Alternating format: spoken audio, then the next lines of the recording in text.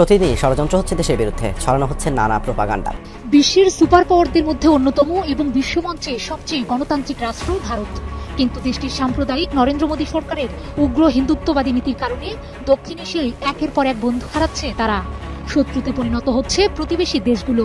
বাংলাদেশের আকাশসীমা এখন আরো নিরাপদ হতে যাচ্ছে। আকাশ প্রতিরক্ষা ব্যবস্থায় যুক্ত হচ্ছে বাংলাদেশের তৈরি এয়ার ডিফেন্স মিসাইল। ভৌগোলিক অবস্থানের কারণে জন্ম থেকেই শত্রু বেষ্টিত বাংলাদেশ, তবে এদেশের দিকে নজর দিতে এখন হাজারবার চিন্তা করতে হবে যে কোনো শত্রু রাষ্ট্রকে, কারণ বাংলাদেশ সেনাবাহিনীর নিজস্ব কারখানায় মিসাইল তৈরি করার কাজ হাতে নিয়েছে। এতে করে দেশের আকাশ সীমায় শত্রুর যে কোনো অনুপ্রবেশকে দিতে হবে চরম মূল্য।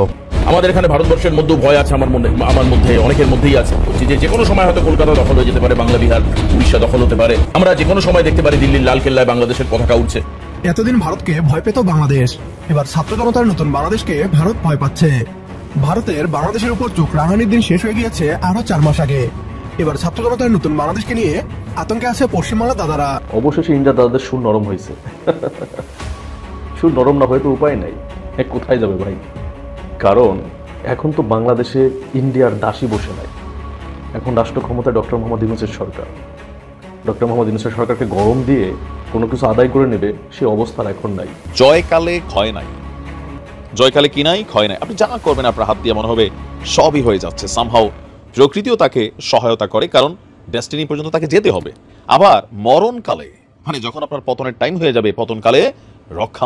প্রিয় দর্শক শ্রোতা, আসসালামু আলাইকুম। নতুন একটা নিউজ ভিডিওতে জানাচ্ছি আপনাদের স্বাগতম। এইমাত্র পাওয়া তাজা এবং গরম খবর, এইমাত্র পাওয়া তাজা গরম খবর। আজকের এই ভিডিওতে আপনারা দেখতে চলেছেন ভারতকে কিভাবে উচিত জবাব এবং শিক্ষা দিল ডক্টর মোহাম্মদ ইউনূস। ভারত কিন্তু অনেকটাই অসহায় হয়ে গিয়েছে, বাংলাদেশের পক্ষে কিন্তু অনেক দেশ দাঁড়িয়ে গিয়েছে। আজকের এই ভিডিওতে বিস্তারিত এবং প্রমাণের মাধ্যমে সবকিছু দেখতে পারবেন। আশা রাখবো সম্পূর্ণ ভিডিওটি দেখবেন, একটু স্কিপ করবেন না, তাহলে গুরুত্বপূর্ণ বিষয়গুলো মিস করে ফেলবেন। আমি আর বেশি কথা না বাড়িয়ে সরাসরি বিস্তারিত ভিডিওতে নিয়ে যাবো। তার আগে আপনাদের কাছে ছোট্ট রিকোয়েস্ট, যারা এরকম ভিডিও পেতে পছন্দ করেন দ্রুত চ্যানেলটি সাবস্ক্রাইব করে আমাদের সাথেই থাকবেন। ইতিমধ্যে যারা সাবস্ক্রাইব করে দিয়েছেন তাদের জানাচ্ছি অসংখ্য ধন্যবাদ। চলুন তাহলে এই ভিডিওতে লাইক করে বিস্তারিত ভিডিওটি মোবাইল স্ক্রিন থেকে ধারাবাহিকভাবে একের পর এক দেখে আসি। বাংলাদেশের আকাশসীমা এখন আরো নিরাপদ হতে যাচ্ছে। আকাশ প্রতিরক্ষা ব্যবস্থায় যুক্ত হচ্ছে বাংলাদেশের তৈরি এয়ার ডিফেন্স মিসাইল। ভৌগোলিক অবস্থানের কারণে জন্ম থেকেই শত্রু বেষ্টিত বাংলাদেশ, তবে এদেশের দিকে নজর দিতে এখন হাজারবার চিন্তা করতে হবে যে কোনো শত্রু রাষ্ট্রকে, কারণ বাংলাদেশ সেনাবাহিনীর নিজস্ব কারখানায় মিসাইল তৈরি করার কাজ হাতে নিয়েছে। এতে করে দেশের আকাশ সীমায় শত্রুর যে কোনো অনুপ্রবেশকে দিতে হবে চরম মূল্য। বিশ্বের বড় বড় রাজনীতিবিদ বা ব্যবসায়ীরা যে কোনো দুর্দিনে পরামর্শের জন্য ডক্টর ইউনূসের দ্বারস্থ হন। এবার তার আরেক সামরিক পরিকল্পনায় কুপকাত হচ্ছে প্রতিবেশী কট্টরপন্থী দেশ ভারত। বাংলাদেশ সামরিক বাহিনীর আধুনিকায়নে আবারও ব্যর্থ হচ্ছে মোদির সব পরিকল্পনা, কারণ এবার নতুন করে সামরিক বাহিনীকে আরও সক্ষম করে তোলে যে কোনো শত্রু মোকাবেলায় আধুনিক সমরাস্ত্র তৈরি এবং আমদানিতে নজর দিয়েছে ডক্টর ইউনূস। একদিকে যখন বাংলাদেশের সাথে ভারতের সম্পর্ক টালমাটাল, এমন সময়ে সেনাবাহিনীর বহরে যুক্ত হচ্ছে আমেরিকান বিমান ও হেলিকপ্টার। সেনাপ্রধানের এক বক্তব্যে উঠে আসে এমন তথ্য, এখন শত্রুর ঘরে ঢুকে নিঃশব্দে যে কোনো সার্জিক্যাল স্ট্রাইক করতে অতীতের যে কোনো সময়ের চেয়ে বেশি সক্ষম বাংলাদেশ সেনাবাহিনী। বাংলাদেশ সেনাবাহিনীর এমন সক্ষমতায় ঘুম হারাম শত্রু দেশের। বিশ্বের শান্তিরক্ষায় বাংলাদেশ সেনাবাহিনী বরাবরই সুশৃঙ্খল, পেশাদার এবং প্রশিক্ষিত। দেশের সার্বভৌমত্ব রক্ষায় যারা বদ্ধপরিকর। শত্রু দ্বারা আক্রান্ত হলে সমীচীন জবাব দিতে প্রস্তুত বাংলাদেশের দামাল ছেলেরা। কৌশলগত দিক থেকে শক্ত অবস্থানে থাকতেই সামরিক বাহিনীকে আরও আধুনিক করে তুলতেই ডক্টর ইউনূসের এই সকল পরিকল্পনা। এছাড়া ভারতের কোল ঘেঁষে বাংলাদেশের লালমনিরহাটের বিমান ঘাঁটির চালুর ঘোষণার পর চিন্তার ভাঁজ তাদের কপালে, যারা বাংলাদেশকে দাবিয়ে রাখতে চায়। তবে তারা ভুলে গেছে বাংলাদেশিদের দাবিয়ে রাখা যায় না। বাংলাদেশ অর্ডিন্যান্স ফ্যাক্টরিতে অনেকগুলো প্রোডাকশন লাইন চালু করেছে, যেখানে বিভিন্ন গোলাবারুদ তৈরি করা হবে। বাংলাদেশ সমস্ত কারখানায় দেশের শর্ট রেঞ্জ এয়ার ডিফেন্স এবং এটি টাইম ও ওটিজি মিসাইল তৈরি করবে বাংলাদেশ সেনাবাহিনী। আমাদের এখানে ভারতবর্ষের মধ্যে ভয় আছে, আমার মধ্যে অনেকের মধ্যেই আছে যে কোনো সময় হয়তো কলকাতা দখল হয়ে যেতে পারে, বাংলা বিহার উড়িষ্যা দখল হতে পারে। আমরা যে কোনো সময় দেখতে পারি দিল্লির লাল কেল্লায় বাংলাদেশের পতাকা উঠছে। এতদিন ভারতকে ভয় পেত বাংলাদেশ, এবার ছাত্র জনতার নতুন বাংলাদেশকে ভারত ভয় পাচ্ছে। ভারতের বাংলাদেশের উপর চোখ রাঙানির দিন শেষ হয়ে গিয়েছে আরো 4 মাস আগে। এবার ছাত্র জনতার নতুন বাংলাদেশকে নিয়ে আতঙ্কে আছে পশ্চিমবাংলা দাদারা। ভারতীয় সেনাবাহিনী পাঠিয়ে বাংলাদেশকে দখল করার হুমকি দিয়ে তারা যে উল্টো নিজেদের বিপদ টেনে এনেছে এখন তারা উপলব্ধি করতে পারছে। বাংলাদেশের পাল্টা পশ্চিমবাংলা এবং সেভেন সিস্টার্স দখলের হুমকিতে দাদাদের খাওয়া দাওয়া বন্ধ হয়ে গেছে। ছাত্র জনতার নতুন বাংলাদেশকে যে ভয় পাচ্ছে তা নিজের মুখে ন্যাশনাল টেলিভিশনের সামনে স্বীকার করছে পশ্চিমবাংলার সাংবাদিকরা। এতদিন বাংলাদেশের এই হুমকিকে যারা গুরুত্ব দিচ্ছিল না, পশ্চিমবাংলার মিডিয়া তাদের চোখে আঙুল দিয়ে দেখিয়ে দিচ্ছে বাংলাদেশ চাইলেই দখল করতে পারে। ছাত্র জনতার নতুন বাংলাদেশকে নিয়ে কতটা ভয় আছে পশ্চিমবাংলার মিডিয়া, আসুন তা দেখি। যাই হোক, জানি না কখন কি হয়, তবে মনে একটা ভয় আছে। আমাদের এখানে ভারতবর্ষের মধ্যেও ভয় আছে, আমার মধ্যে, অনেকের মধ্যেই আছে। কিন্তু প্রাণ ভয়ের ছবিটা ভারতে ধরা পড়ছে না চোখে। আমাদের মধ্যে আছে, আমরা মনে করছি যে কোনো সময় হয়তো কলকাতা দখল হয়ে যেতে পারে, বাংলা বিহার উড়িষ্যা দখল হতে পারে। আমরা যে কোনো সময় দেখতে পারি দিল্লির লালকেল্লায় বাংলাদেশের পতাকা উঠছে, হতে পারে বাংলাদেশ দখল করবে, হুমকি দিচ্ছে অ্যাটলিস্ট। আমি জানি না কি হবে না হবে, বাট হুমকি তো আমরা পাচ্ছি। আগরতলার খুব কাছেই হচ্ছে এই যে দেখুন, পরিষ্কার যদি দেখানো সম্ভব হয়। সুবীর, আমার কলিগ সুবীর দেখাচ্ছে, এই আগরতলার কাছে হচ্ছে আখাউড়া বর্ডার। এই আখাউড়া বর্ডার পর্যন্ত আজকে বিএনপির মিছিল ছিল। এই আখাউড়া বর্ডার সরাসরি আগরতলায় গিয়ে মিশছে ফায়ার ব্রিগেড চৌমুনির কাছে। এই আখাউড়া বর্ডার পর্যন্ত চলে আসে, অর্থাৎ এই যে ত্রিপুরার পুরোটা দখল করবার ইচ্ছা, সঙ্গে আসাম। এবার আপনাদেরকে একটু দেখাই আবার ইন্ডিয়ার ম্যাপে, দেখুন এই হচ্ছে আমি ভারতে চলে আসলাম। আসাম কোথায় খুব পরিষ্কার করে যদি দেখানো সম্ভব হয়, এই হচ্ছে চিকেন নেক, এটাকে ডিসকানেক্ট করে দিয়ে মেঘালয়, আসাম, নাগাল্যান্ড, অরুণাচল প্রদেশ, মিজোরাম, ত্রিপুরা, মণিপুর পুরোটা দখল। আমি হুমকি, এই যে আপনারা ভাবছেন যে আমি হয়তো বেসলেস কথা বলছি কিনা, আমি দ্রুত একবার আপনাদেরকে দেখাতে চাইবো যে আমি পুরো দেখাতে চাইবো যে ঠিক কি হুমকার এসছে। আমরা কি এমনি দেখাচ্ছি বেসলেস আমাদের রিপ্রেজেন্টেশন, নাকি বাংলাদেশ থেকে হুমকি রয়েছে?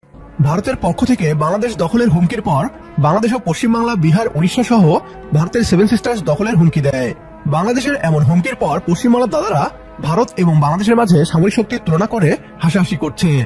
তাদের হয়তো ধারণাই নেই যুদ্ধে কেবলমাত্র সামরিক শক্তি দিয়ে জেতা যায় না। যদি শক্তি দিয়ে যুদ্ধে জেতা সম্ভব হতো, তাহলে আফগানিস্তানে আমেরিকার এবং ইউক্রেনে রাশিয়ার পরাজয় হতো না। বাংলাদেশের কাছে এমন এক অস্ত্র আছে যা ভারতকে কয়েক ঘন্টার মাঝে কাবু করে দিতে পারে। ভারতের বিরুদ্ধে যুদ্ধে বাংলাদেশের ভৌগোলিক অবস্থানই হচ্ছে বাংলাদেশের প্রধান হাতিয়ার। ভারতের চিকেন নেকের রাস্তা বন্ধ করে দিলেই 7 সিস্টার্স বিচ্ছিন্ন হয়ে যাবে। এরপর যা করার তা উত্তর পূর্বাঞ্চলের বিচ্ছিন্নতাবাদী গোষ্ঠীগুলোই করবে। বাংলাদেশের হাতে স্বয়ংক্রিয়ভাবে আসাম এবং ত্রিপুরা চলে আসবে। বাংলাদেশকে চীন কেন এতটা সমীহ করে? চীনও জানে যদি ভারতকে তারা হারাতে চায়, তাহলে বাংলাদেশের বিকল্প নেই। আজ বাংলাদেশ হিসাবে নিজেকে নিয়ে গর্ববোধ করছি। এতদিন ভারতের বিরুদ্ধে বাংলাদেশকে ভয় পেতে দেখেছি, এবার ভারত কাঁপছে বাংলাদেশের ভয়ে। এমন স্বাধীনতাই তো আমরা চেয়েছিলাম। আমাদের সাথে একমত হলে কমেন্ট বক্সে ইয়েস লিখে জানিয়ে দিন আমাদের। সেই সাথে ভিডিও শেয়ার করে দেখার সুযোগ করে দিন আপনার বন্ধুদের। জয়কালে ক্ষয় নাই, জয়কালে কি নাই, ক্ষয় নাই। আপনি যা করবেন আপনার হাত দিয়ে মনে হবে সবই হয়ে যাচ্ছে। সামহাও প্রকৃতিও তাকে সহায়তা করে, কারণ ডেস্টিনি পর্যন্ত তাকে যেতে হবে।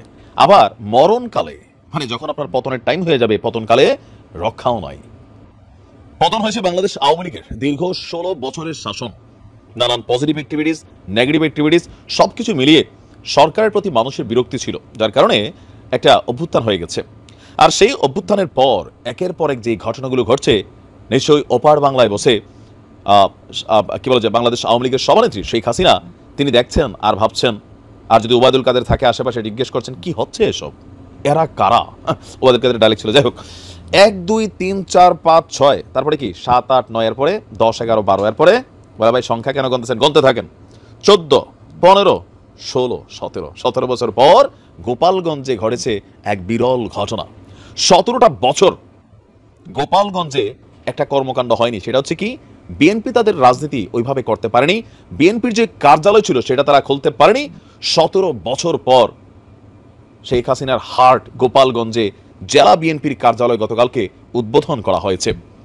সকালে শহরের গেটপাড়ায় একটি অফিসের উদ্বোধন করেন গোপালগঞ্জ জেলা বিএনপির সাবেক সভাপতি সিরাজুল ইসলাম সিরাজ।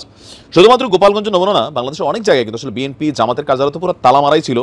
এখন একই অবস্থা আওয়ামী লীগের কেন্দ্রীয় কার্যালয় থেকে শুরু করে গ্রামে বিভিন্ন পর্যায়ে অনেক জায়গায় অফিসগুলো ভাঙা ফেলা হয়েছে, আবার অনেক জায়গায় অফিস আছে কিন্তু সেখানে মানুষ নাই। তো একই দৃশ্য এখন আমরা বিএনপির দেখছি যে তারা আবার ফর্মে ফিরে আসছে। জেলা কার্যালয়ে উদ্বোধন উপলক্ষে সংক্ষিপ্ত সভা অনুষ্ঠিত হয়। এতে কেন্দ্রীয় ওলামা দল নেতা ওমর ফারুক, বিএনপি নেতা আজিজুর রহমান বেনু, এখানে বিভিন্ন বক্তারা আপনার বক্তব্য দিয়েছেন। অনুষ্ঠানে তিনি বলছেন 17 বছরের শাসনামলে গোপালগঞ্জে বিএনপির কোনো অফিস রাখা সম্ভব হয়নি, কারণ এটা শেখ হাসিনার ঘাঁটি ছিল কোথাও না কোথাও, তাই না? আইন শৃঙ্খলা বাহিনী দিয়ে স্থানীয় বিএনপি নেতাকর্মীদের হয়রানি এবং নির্যাতন করা হয়েছে। এই অফিস উদ্বোধনের মাধ্যমে গোপালগঞ্জে বিএনপির দলীয় কর্মকাণ্ড আবারও বেগবান করা হবে। পরে বিএনপির 31 দফা দাবি সংবলিত লিফলেট বিতরণ করেছেন নেতাকর্মীরা। এখন এই ঘটনাটার যখন আমরা ফেসবুকে দেখলাম, তখন বলা হলো যে শেখ হাসিনার ঘাঁটি গুড়িয়ে দেওয়া হয়েছে বা শেখ হাসিনার যেটা আস্তানা সেখানে নতুন করে বিএনপির চারা ফুটছে। তবে নতুন না, পুরানি ছিল, কোথাও না কোথাও এটা বাংলাদেশের একটা কমন ফ্যাক্ট। এখন যেমন ধরেন কোনো জায়গায় আওয়ামী লীগের অফিসগুলো বিএনপি দখল করে নিছে, ওই যে একটু আগে বললাম ভাঙচুর করে ফেলছে, অফিসে মানুষ বসতে পারে না। আবার উপজেলা পরিষদ চেয়ারম্যান অফিসগুলো তো যারা আছে আওয়ামী লীগের চেয়ারম্যান ছিল তারাও যাইতে পারে না। গতকালকে তো একটা নিউজ দিয়েছিলাম, কিছু কিছু জায়গায় যারা শক্তিশালী হয়তো সেখানে ভূমিকা রাখছে। এখন এই যে রাজনীতির দৃশ্যপট পরিবর্তন, এখান থেকে আমরা কবে বের হয়ে আসবো? এই কারণে বলছি এই কথাটা, আওয়ামী লীগ 17 বছর ধরে বিএনপি বা জামাতের রাজনীতি করতে দেয় নাই, ওই অর্থে এটা বাস্তবতা, একটা নির্দিষ্ট সময় পরে। এখন আওয়ামী লীগ রাজনীতি করার সুযোগ পাবে না। তো এই যে হিংসি বা এই যে ধরেন জিঘাংসামূলক অ্যাক্টিভিটিস, এগুলো এই প্রথম না, কিন্তু এবার এক্সট্রিম লেভেলে ঘটছে। কিন্তু এর আগেও আমরা দেখতাম যে এয়ার অফিস দখল করে, হেয়ার অফিস দখল করে, ওই নেতাকর্মীরা এলাকাতে মিথ্যা মামলা খাই এলাকা থেকে পালায় বেড়ায়। এটা বাংলাদেশের একটা কমন চরিত্র হয়ে গেছে। তা আমরা চাই এই জায়গাটা অন্তত পরিবর্তন আসুক, যে রাজনৈতিক সরকার ক্ষমতার পট পরিবর্তনে কোনো মানুষের ব্যবসা প্রতিষ্ঠান, কোনো দোকানপাট, তার বাড়িঘর, জমি জায়গা, পুকুর, ঘাট, খাল, বিল, এই যে একটা ক্ষমতা পরিবর্তনের সাথে সব ঠেলাঠেলি লাগে। মানে যেই সরকার পতন হয় তারপরে সরকার এসা কোথাও না কোথাও এই একই কর্মকাণ্ড করে। রাজনীতি করার প্রত্যেকটা দলের অধিকার আছে। আওয়ামী লীগের এই কর্মকাণ্ড দেখে বাকিদের শিক্ষা নেওয়া উচিত। অদূর ভবিষ্যতে এই ফেসিস্ট বা ফেসিজম মেন্টালিটিতে ঢুকে গেলে পরিণতি অনেক খারাপের দিকে যাবে। অবশেষে ইন্ডিয়া দাদাদের সুর নরম হয়েছে। সুর নরম না হয়ে তো উপায় নাই, কোথায় যাবে ভাই? কারণ এখন তো বাংলাদেশে ইন্ডিয়ার দাসী বসে নাই। এখন রাষ্ট্র ক্ষমতায় ডক্টর মোহাম্মদ ইউনূসের সরকার। ডক্টর মোহাম্মদ ইউনূসের সরকারকে গরম দিয়ে কোনো কিছু আদায় করে নেবে সে অবস্থার এখন নাই। এটা ইন্ডিয়া খুব ভালো করেই বুঝতে পারছে। তাই সুর নরম করা ছাড়া তো উপায় নাই, অবশ্যই সুর নরম করা শুরু করছে। এখন এই যে শুভেন্দু পাগল, এই যে আপনার পশ্চিমবঙ্গে কিছুদিন লাফালাফি করছে, 3 বাটি গরুর মাংস খাওয়া যে নেতা লাফালাফি করছে না, এখন শুভেন্দু কি করবে? হ্যাঁ, শুভেন্দু কি করবে? এই পাগলই সব থেকে বেশি ঝামেলা বাঁধাইছে। পশ্চিমবঙ্গ উত্তপ্ত করছে এই পাগল। ওর সাথে ও মনে করছিল ঝামেলা দিমো, বাধাইয়া যাওয়া আবার হবে, হিন্দুদের ভোট আমি পেয়ে যাব, হিন্দুদের ভোট পাওয়ার প্ল্যান করছিল এই পাগল। আর মিডিয়ার কথা তো বলবো না ভাই, এটা টায়ার্ড, কথা বলতে বলতে টায়ার্ড হয়ে গেছে, আর বলতে মন চায় না। যাই হোক, দেখেন বাংলাদেশের সংখ্যালঘুদের সাথে সংখ্যালঘু নির্যাতিত হয়েছে, যাই হয়েছে বাংলাদেশের অভ্যন্তরীণ ব্যাপার। ইন্ডিয়ায় যে কিছুদিন আগেও একটা মসজিদ ভাঙলো, প্রায় 200 বছরের পুরনো, আমি যদি ভুল না বলি, এটা নাকি আমাদের সরকার মানে মানে যারা আছে পরিচালনা করতেছে, রাষ্ট্র পরিচালনা, ডক্টর মোহাম্মদ ইউনূসের সরকার, কেউ কিছু বলছে এটা থেকে? বলে নাই তো। তো বাংলাদেশে মন্দির, বাংলাদেশে সংখ্যালঘুদের হামলা করতেছি, হ্যান করতেছি, ত্যান করতেছি, এটা নিয়ে তো ইন্ডিয়ার নাক গলানোর কথা না, এটা তো আমাদের অভ্যন্তরীণ ব্যাপার। মানে এখন বুঝতে পারছে যে শেখ হাসিনাকে তো বাংলাদেশে ফেরানো সম্ভব না, মানে ইন্ডিয়ার দাসীকে। এখন যেভাবেই হোক ইন্ডিয়ার সাথে বাংলাদেশের সাথে সম্পর্ক বিল্ড আপ করতে হবে। এখন সম্পর্ক উন্নতি করতে হলে কি করতে হবে? ডক্টর মোহাম্মদ ইউনূসের সাথে ভাব জমাইতে হবে।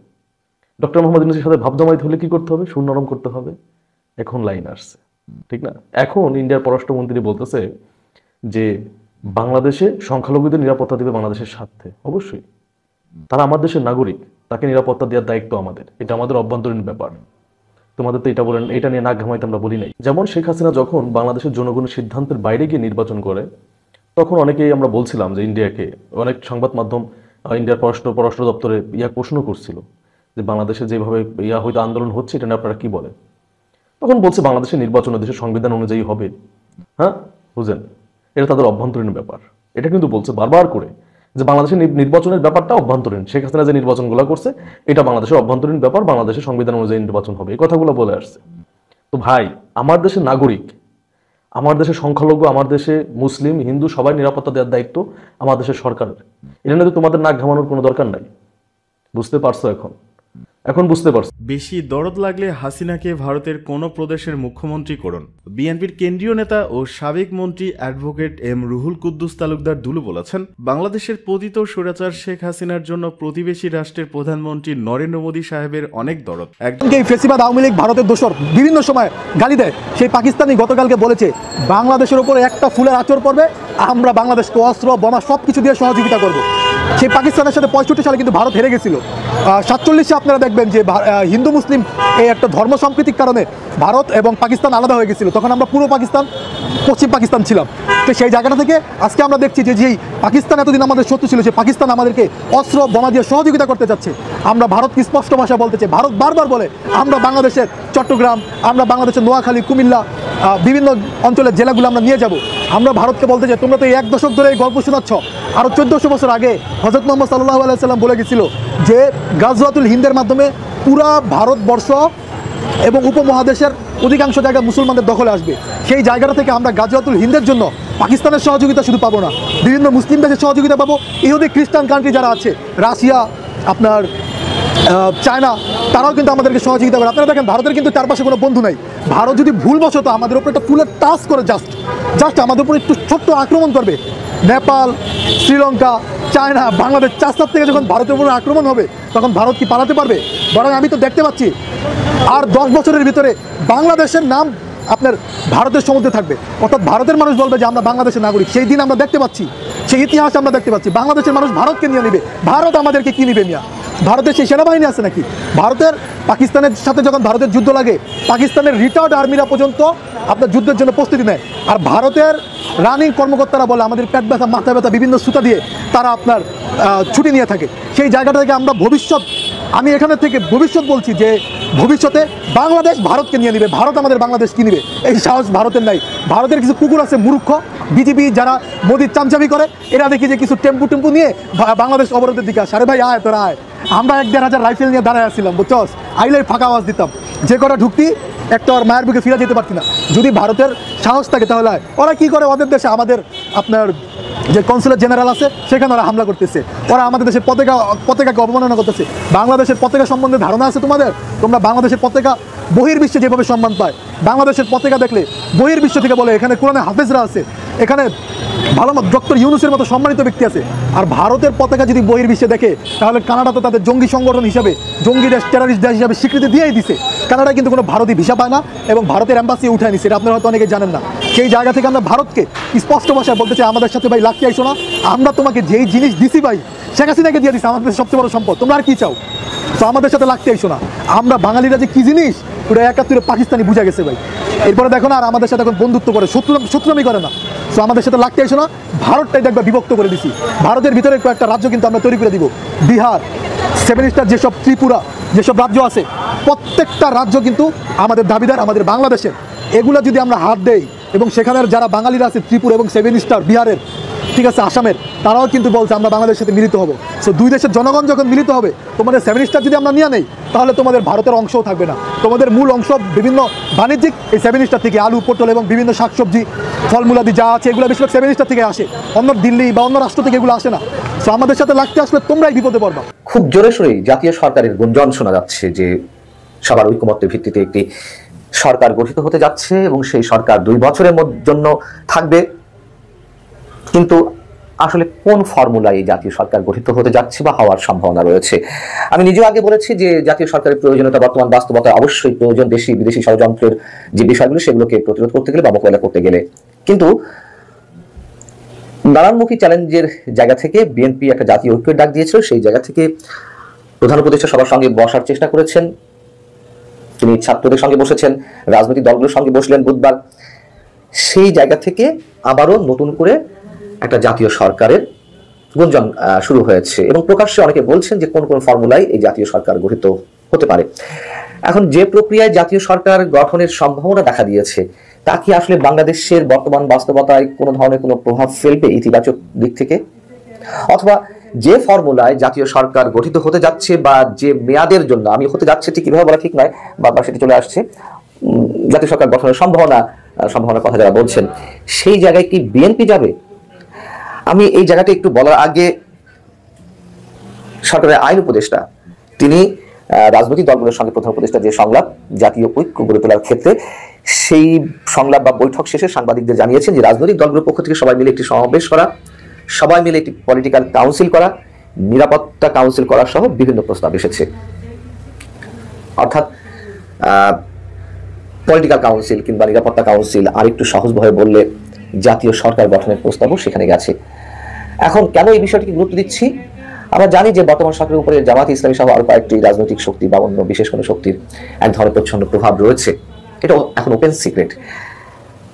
তাহলে জামাতের আমিরের বক্তব্যটা তো আমরা অবশ্যই খুবই গুরুত্বের সঙ্গে বিবেচনা করব। জামাতের আমির কি বলেছেন?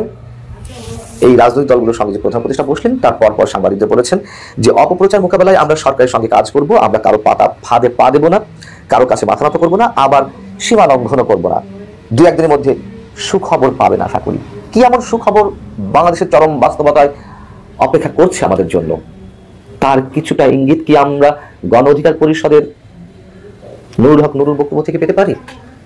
নূর কি বলছেন? সাংবাদিকদের তিনি বলেছেন যে আমরা মনে করি সামনে আর নতুন চ্যালেঞ্জ আসবে, এগুলো মোকাবেলায় আমাদের প্রস্তাব ছিল রাজনৈতিক দলগুলোর অংশীদারদের নিয়ে আগামী 2 বছরের জন্য জাতীয় সরকার গঠন এবং দেশের স্থিতিশীল পরিস্থিতি সৃষ্টি করার জন্য আগামী 6 মাসের জন্য সব ধরনের সভা সমাবেশ নিষিদ্ধ করা।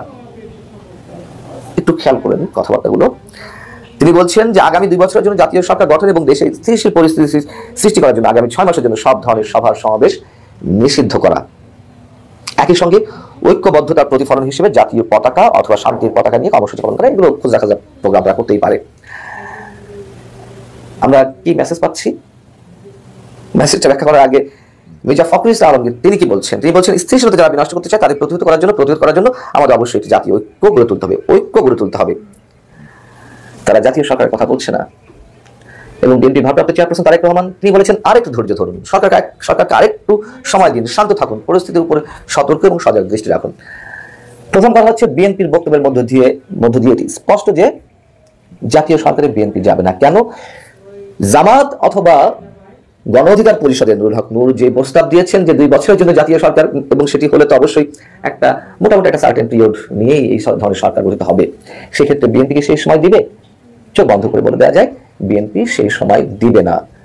এখন একটা জাতীয় সরকার গঠন হবে, তারা আবার কি করবে, তারা আবার কতদিন সময় নেবে নির্বাচনের টাইম ফ্রেম ঘোষণার জন্য, নির্বাচনের রূপরেখার ঘোষণার যে দাবি সেটি তো ক্রমান্বয়ে বিএনপির পক্ষ থেকে প্রকট ভাবে উপস্থাপন করা হচ্ছে। আমার মনে হয় না বিএনপি জাতীয় সরকারে যাবে। এবং নুরুল হক নূর যে কথাগুলো বলেছেন 6 মাসের জন্য সভা সমাবেশ নিষিদ্ধ করা, খুবই অ্যালার্মিং একটি বক্তব্য দিয়েছেন নুরুল হক নূর।